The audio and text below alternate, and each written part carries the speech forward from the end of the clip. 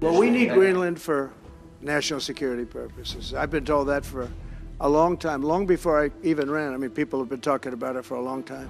Hello everyone and welcome to this video. Donald Trump stirred up controversy by announcing that he wants to take Greenland, the largest island in the world.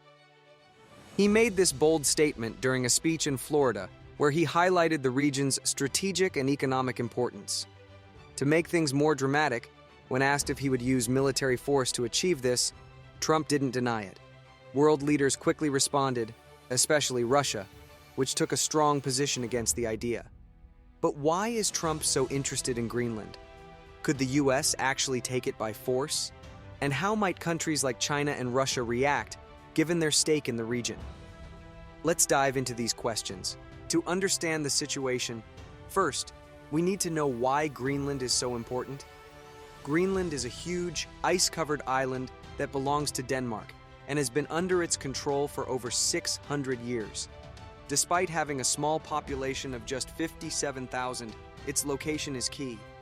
Positioned between North America and Europe, Greenland holds great strategic value. From a military perspective, Greenland is part of the GI-UK gap: Greenland, Iceland, and the United Kingdom, a crucial area for monitoring Russian submarines and controlling important shipping routes. Given this, it's no surprise that Russia reacted strongly to Trump's statement. They immediately criticized the idea, calling it a serious development that could raise tensions in the Arctic. Dmitry Peskov, the spokesperson for President Putin, said Russia was keeping a close eye on the situation. He emphasized Russia's interest in maintaining peace and stability in the Arctic, which is a vital region for the country. Peskov also made a pointed comment, suggesting that if the world cared about what the people of Greenland wanted, they should also consider the views of people in the recently annexed regions of Ukraine, which Russia now claims. So, why is Russia so concerned? For them, it's not just about Greenland, it's about the Arctic as a whole. This region is hugely valuable to Russia, both economically and strategically. The Arctic is one of the richest regions in the world when it comes to natural resources. It holds about 30% of the world's undiscovered natural gas and around 13% of its oil reserves. The region is also rich in valuable minerals like nickel and lithium, as well as fishery resources. For Russia, whose economy depends heavily on exporting oil and gas, the Arctic is vital. But that's not all. Climate change is melting Arctic ice, which is opening up new shipping routes. One of these, the Northern Sea Route along Russia's coast, can cut travel time between Europe and Asia by up to 40%. Aware of this potential, Russia is investing heavily in infrastructure to control and benefit from these new routes. The Arctic is also crucial for Russia's military strategy. It plays a key role in Russia's defense system, especially for its nuclear submarine fleet that patrols the region's icy waters. Because the Arctic could act as a potential entry point for adversaries, Russia views it as vital to its national security. This explains why President Putin has been militarizing the region.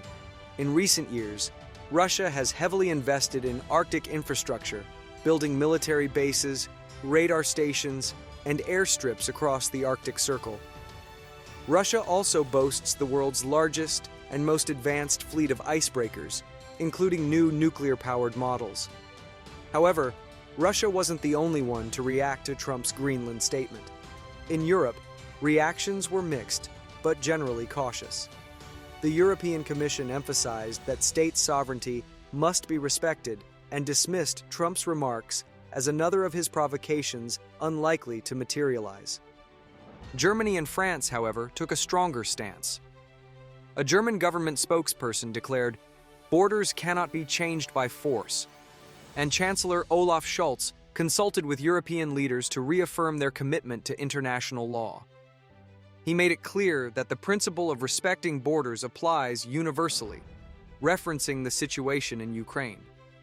Similarly, France's Foreign Minister, Jean-Noël Barrot, stated on national radio that the EU would not allow any nation to violate sovereign borders. Denmark's reaction, as Greenland's governing country, was more measured. Danish Prime Minister Mette Frederiksen welcomed America's interest in Greenland, but stressed that the wishes of the people of Greenland must come first. Frederiksen made it clear that any discussions regarding Greenland must respect the self-determination of its people. This isn't the first time Trump has shown interest in Greenland. Back in 2019, while serving as president, he tried to buy the island. At the time, Danish Prime Minister Mette Frederiksen called the idea absurd, which offended Trump so much that he canceled an official visit to Denmark. But now, things seem a bit more complicated. Here's an ironic twist. The United States and Denmark have an agreement where the US is committed to protecting Greenland from external threats. Yet now, the potential threat appears to come from the very country tasked with defending it. Why is the US so interested in Greenland?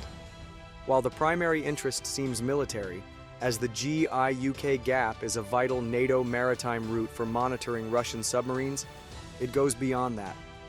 The US already has a significant military presence on the island, including Thule Air Base, which is now under the US Space Force. There's also a major economic incentive. Greenland holds the second largest reserve of rare earth elements in the world, as well as massive offshore oil deposits.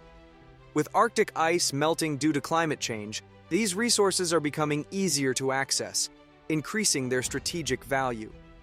If the US were to genuinely try to take Greenland, it would likely be more of a political or financial move than a military one.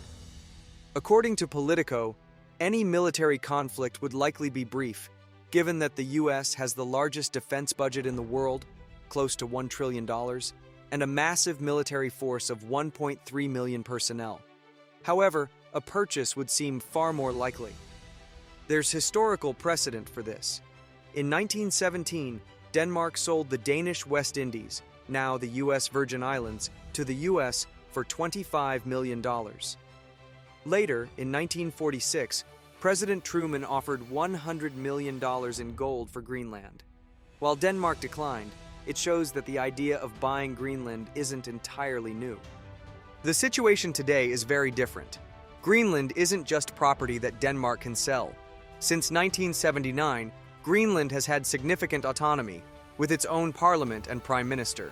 In 2009, it gained even more independence and is steadily moving toward full self-rule. This brings us to an important point. Greenland's prime minister, Mut Agade, firmly rejected Trump's comments, stating, "Greenland belongs to the people of Greenland." In fact, Trump's remarks have only strengthened the island's independence movement. So far, Denmark has made it clear that Greenland is not for sale. What do you think? Is Trump serious, or is this just another one of his attention-grabbing remarks? Share your thoughts in the comments. If you enjoyed watching this video, make sure to hit the like button.